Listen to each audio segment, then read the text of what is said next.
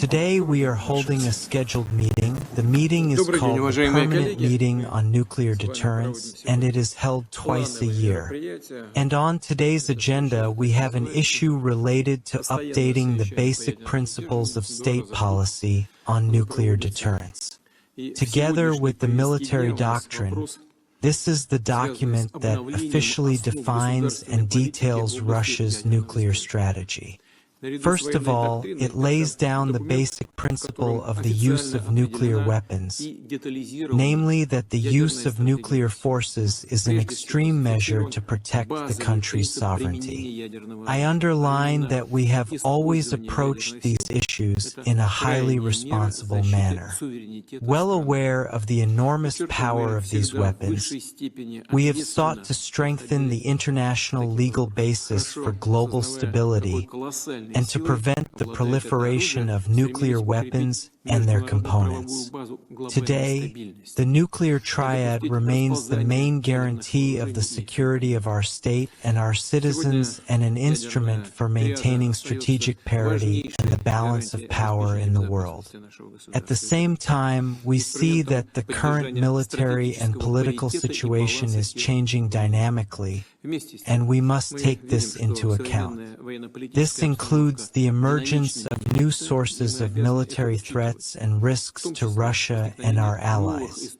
It is important to anticipate the development of the situation and to adapt the provisions of the strategic planning document accordingly. Over the past year, the experts of the Ministry of Defense, the Ministry of Foreign Affairs, the Security Council, and other agencies have conducted a deep and comprehensive analysis and assessed the necessity of amending our approach to the potential use of nuclear forces. Following the results of this work, a number of clarifications have been proposed regarding the conditions for deploying nuclear weapons. For instance, the draft of basic principles extends the category of states and military alliances that are subject to nuclear deterrence and complements the list of military threats that require nuclear deterrence measures to be neutralized. I would also like to draw your particular attention to another issue. The amended document defines aggression against Russia by any non-nuclear state, though with the involvement or support of a nuclear state, as a joint attack against the Russian Federation. It also explicitly defines the conditions for Russia's transition to nuclear weapons use. We will consider such a possibility upon obtaining reliable information on the massive attack launched by aerospace weapons, crossing of our state border. I am referring to strategic and tactical aircraft, cruise missiles, UAVs, hypersonic, and other aircraft. We reserve the right to use nuclear weapons in the case of aggression against Russia and Belarus as a member of the Union state.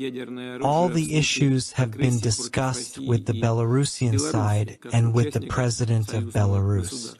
It also applies if an enemy, using conventional weapons, poses a critical threat to our sovereignty. I would like to conclude by noting that all the clarifications are highly accurate and correspond to the current military threats and risks against the Russian Federation. Let us proceed with our work. I now give the floor to the Minister of Defense, Andrei Romovich Belousov.